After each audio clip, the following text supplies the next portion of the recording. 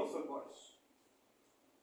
তা আমাদের এই নদীতে আমাদের অসংখ্য শ্রমিক, এটা আমার কেন্দ্রীয় নেতৃবৃন্দরা বলে গেছে, আমি অল্প কিছু বলবো।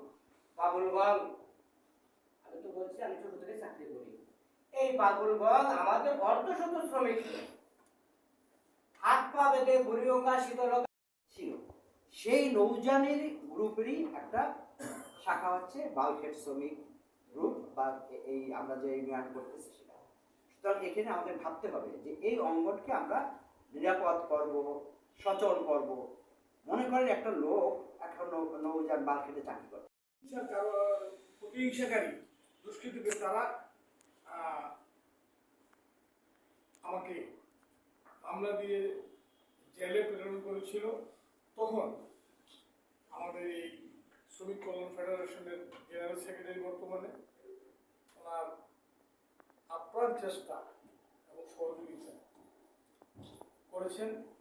এই জন্য আমি ব্যক্তিগতভাবে জেনারেল সেক্রেটারি সাহেবকে এর কাছে কৃতজ্ঞতা প্রকাশ করছি। তার পাশাপাশি ধন্যবাদ জানাচ্ছি।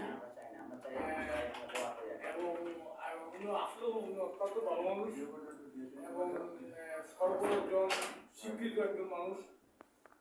আমি দোয়া করি ওনার জন্য, উনি যাতে এই যে দায়িত্ব পেয়েছেন এই দায়িত্ব যাতে সুষ্ঠুভাবে, সঠিকভাবে, সহজভাবে সমাধান করতে পারেন, এই জন্য প্রতি মুহূর্তে আমার দোয়া করি।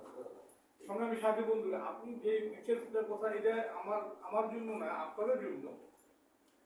যেমন এই 35 জন নৌ ডাকাত ধরে পুলিশের কাছে অর্পণ করা, তাদের বিরুদ্ধে 7-8টা মামলা 396 খুন সহ ডাকাতির মামলা পরিচালনা করে ফাঁসির কাষ্ট এবং যাবজ্জীবন চাকরির কথা। আমার মনে হয় কোন শ্রমিক সংগঠন এশিয়া মহাদেশের ভিতরে পেরেছে কিনা আমার সন্দেহ, কিন্তু আমরা সেটা করতে পেরেছি। আমি